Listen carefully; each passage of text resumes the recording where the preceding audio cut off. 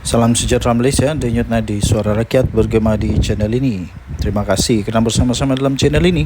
Untuk mendapatkan berita terbaru setiap hari, sila tekan butang subscribe, like dan share. Malaysia kita punya, cintai Malaysia aku, kita jaga kita. Sila tekan butang subscribe, like dan Salam sejahtera Malaysia, denyut nadi suara rakyat bergema di channel ini. Sekali lagi, ini memang betul-betul mengejutkan. Beli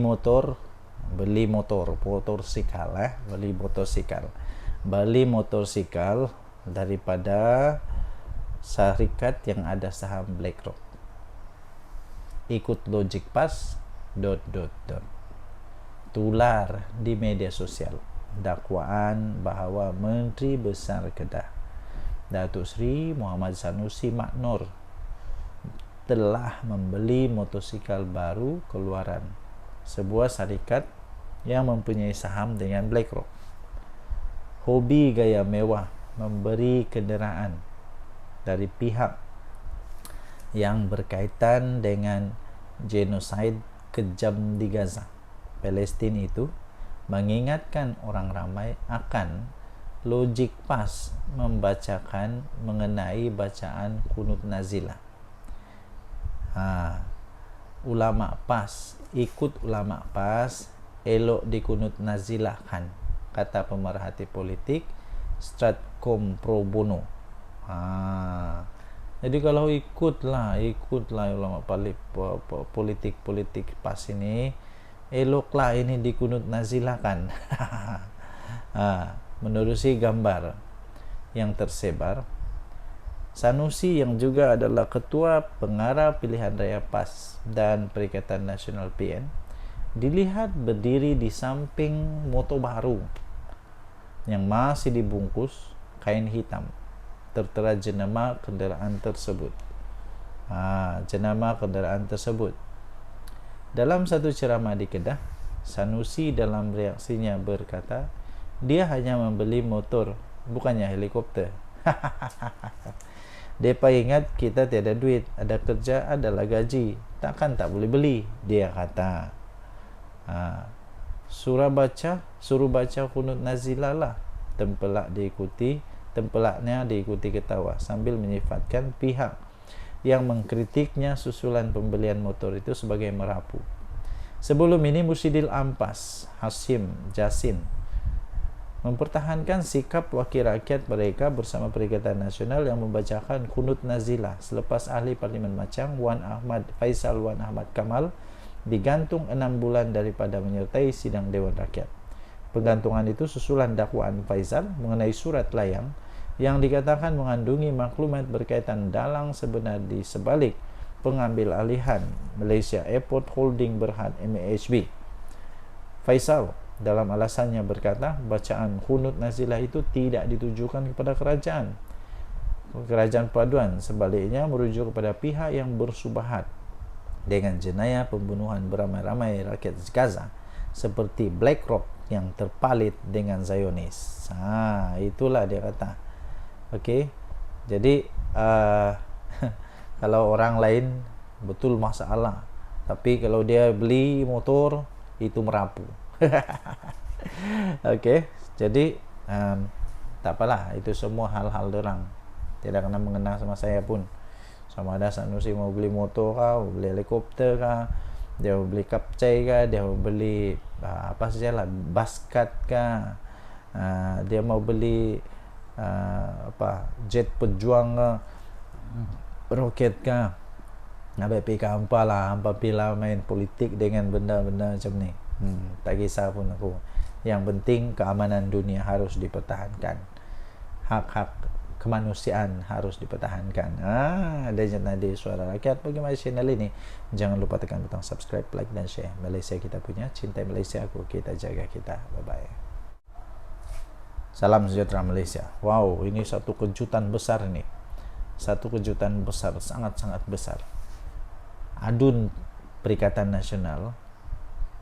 Perikatan Nasional papah wanita mabuk ke bilik hotel. Dedah keputusan penghakiman. 29 Julai 2024. Harapan Dele. Sekali lagi tajuk dia, Adun Perikatan Nasional, Adun PN. Papah wanita mabuk ke bilik hotel, dedah keputusan penghakiman. Ahli Dewan Undangan Negeri Adun Gombak Setia dari Perikatan Nasional Muhammad Hilman Idham dikatakan telah menjemput kenalan yang kemudiannya menjadi mangsa rogol kepada seorang ahli perniagaan. Mengikut satu kes pendakwaan, mangsa memberitahu telah dijemput oleh Hilman Idham untuk sambutan ulang tahun kelahirannya di sebuah restoran di hotel berkenaan bersama tertuduh dan beberapa lagi rakan lain pada penghujung tahun 2020. Selepas makan malam di restoran itu, mereka beredar ke bilik karaoke. Walau bagaimanapun, melihat keadaan mangsa yang mabuk, tertuduh mencadangkan bilik hotel ditempa untuk menempatkan wanita tersebut. Hilman yang merupakan wakil rakyat dari Bersatu dilapor telah memapah mangsa ke bilik bersama tertuduh dan 3 lagi individu yang lain. Kemudian setelah terjaga pada jam 4.30 pagi 5 Desember tahun 2020, mangsa menyadari berada dalam keadaan bogel. Lalu dia membuat laporan polis berhubung kejadian terbabit. Berdasarkan pertuduhan pindaan, Muhammad Zulfahimin Madsir 40 tahun didakwa telah merogol seorang wanita berusia 35 tahun di sebuah bilik hotel di Sri Hartamas pada jam 1 hingga 3 pagi 5 Desember 2020. Pertuduhan itu dibuat mengikut Seksyen 376/1 Kanun Kesiksaan. Ekoran itu tertuduh yang juga bapa kepada 3 anak itu telah dijatuhi hukuman penjara sebanyak 13 tahun dengan 2 sebatan oleh Mahkamah Seksyen Kuala Lumpur pada 31 Mei yang lalu. Hakim Nur Hasnia Abdul Razak telah menjatuhkan hukuman itu selepas mendapati pasukan pendakwaan telah berjaya membuktikan prima facie, sementara pihak tertuduh gagal menimbulkan keraguan pada akhir kes pembelaan. Mahkamah memutuskan pembelaan tertuduh adalah tidak bermerit.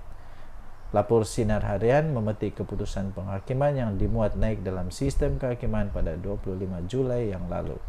Mahkamah ini berpendapat pembelaan gagal mengemukakan penjelasan untuk menyangkal keterangan saksi-saksi pendakwaan yang jelas menyatakan mangsa telah mabuk pada malam kejadian.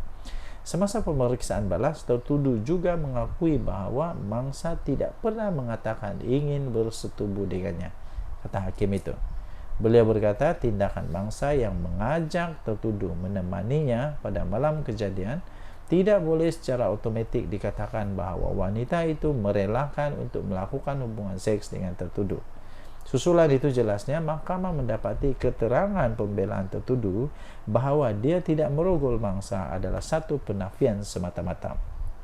Katanya mahkamah berpendapat kesalahan yang dilakukan ialah serius dan keji kerana Muhammad Zulfahimin mengambil kesempatan merogol ketika mangsa mabuk.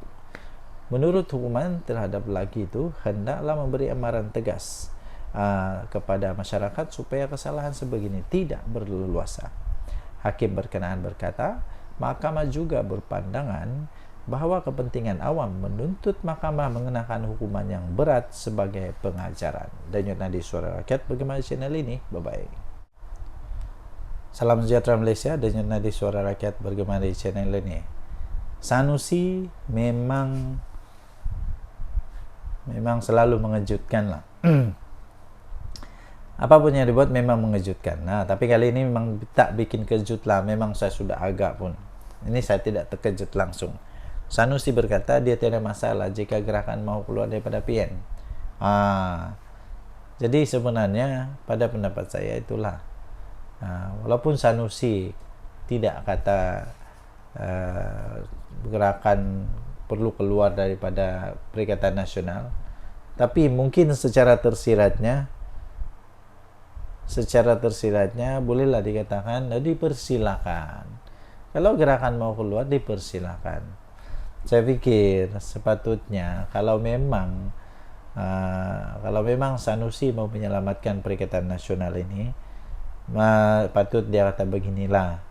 Nanti kita akan berbincang dengan lebih baik dengan gerakan, berhalusi, memberikan penjelasan supaya gerakan dapat diselamatkan daripada keluar daripada Perikatan Nasional. Tapi kalau Sanusi kata tiada masalah jika gerakan mau keluar PN, memang dia sudah pun mau bersedia untuk gerakan keluar. Dengan kata yang lebih lembut, agaknya mungkin dia kata beginilah, keluar sajalah, oke lah kalau mau keluar sajalah, kami tidak masalah. Macam begitulah.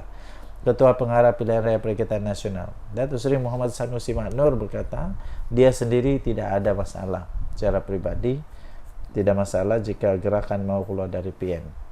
Iyalah, bikin apa Sanusi susah hati kalau gerakan mau keluar PN kan?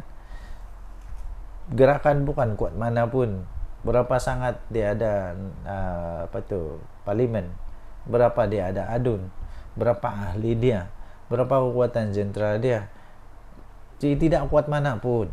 Ya, jadi sebab itu Sanusi pun tidak pun rasa sedih kah tidak, sebab tiada pun apa-apa kelebihan untuk mau pujuk gerakan untuk terus stay dalam Perikatan Nasional.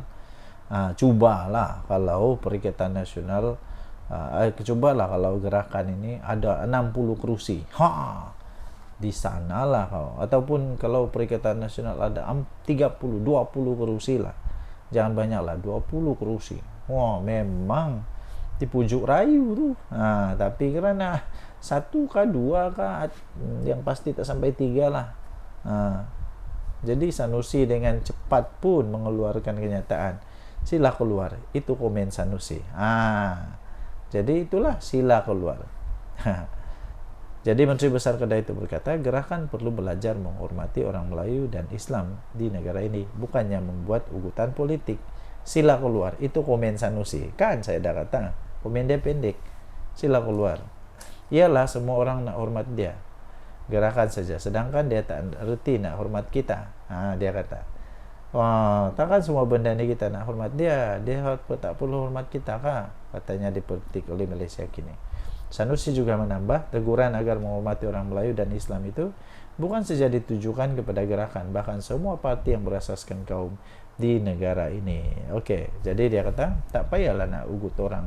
Tak payah nak ugut orang lah. Kita pun dah matang, tak payah ugut. Tapi sebaliknya belajar menghormati orang juga.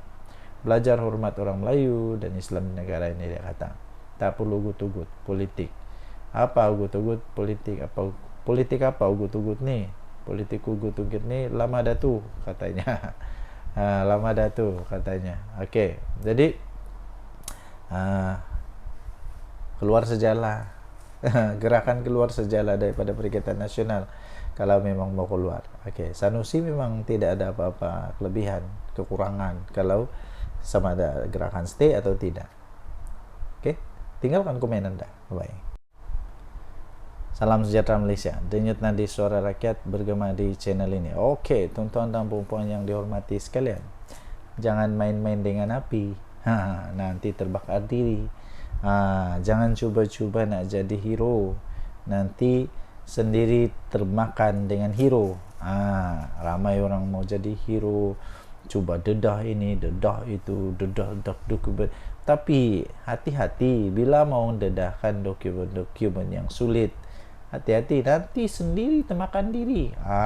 Nanti sendiri termakan dengan keinginan untuk mau jadi hero tapi salah, melawan undang-undang.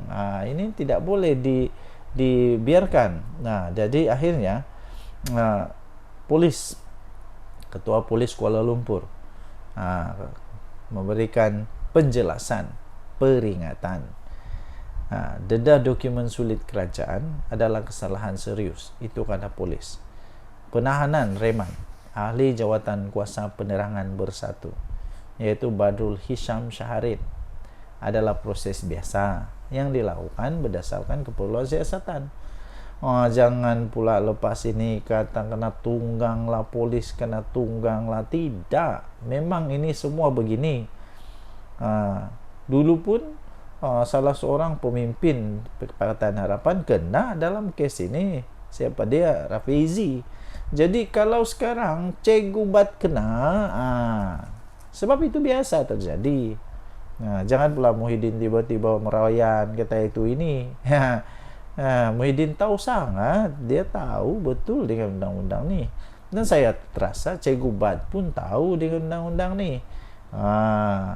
Ketua Polis Kuala Lumpur Datuk Rusdi Muhammad Isa berkata, kesalahan disyaki dilakukan oleh Badrul Hisham atau dikenali sebagai Cikgu Bad itu adalah satu perkara yang sangat serius di dalam mana?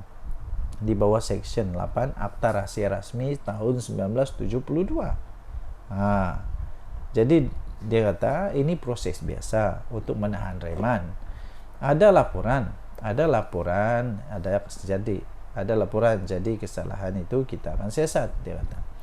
Jadi kesalahan itu benarkan kita buat tangkapan dan ada keperluan kita akan tangkap bergantung kepada siasatan, katanya. Jadi janganlah risau kalau tidak ada apa-apa salah, nak takut apa? Kalau memang buat salah, terimalah. Nah, saya pikir Cikgu Bad yang dipilih menjadi orang-orang besar di dalam Bersatu, dia bukannya bodoh kah, babal kah, tak palui kah, tidak. Dia bukan palui. Dia tahu konsekuensi bila dia keluarkan benda tu, bila dia kongsikan maklumat tu. Dia tahu kalau itu rahasia kerajaan kah, bukan rahasia kerajaan kah. Jadi sekarang kalau mau jadi hero, teruskanlah jadi hero, tapi jadilah hero yang bijak. Jangan jadi hero yang bodoh pula. Berdasarkan Section 8 Akta Rahsia Kerajaan, kesalahan itu sangat berat. Membabitkan dokumen kerajaan, walaupun cuma salinan, kita nak tengok siapa yang ada dokumen hak milik kerajaan itu. Sebab dia, Cikgu Bad, tidak bekerja di situ. Ini yang bikin pening nih. Cikgu Bad tidak kerja di situ, tapi dia ada itu dokumen. Jadi dari mana dia dapat, macam mana dia boleh dapat? Ini memang mengejutkan. Beliau berkata demikian pada majlis serah terima tugas Ketua Polis Daerah Dang Wangi di Ibu Pejabat Polis IPD Dang Wangi. Okey, jadi anda boleh layari seterusnya di dalam Harian Metro, hmetro.com.my untuk berita ini. Dedah dokumen sulit kerajaan adalah kesalahan serius, kata polis. Kita jumpa lagi. Bye.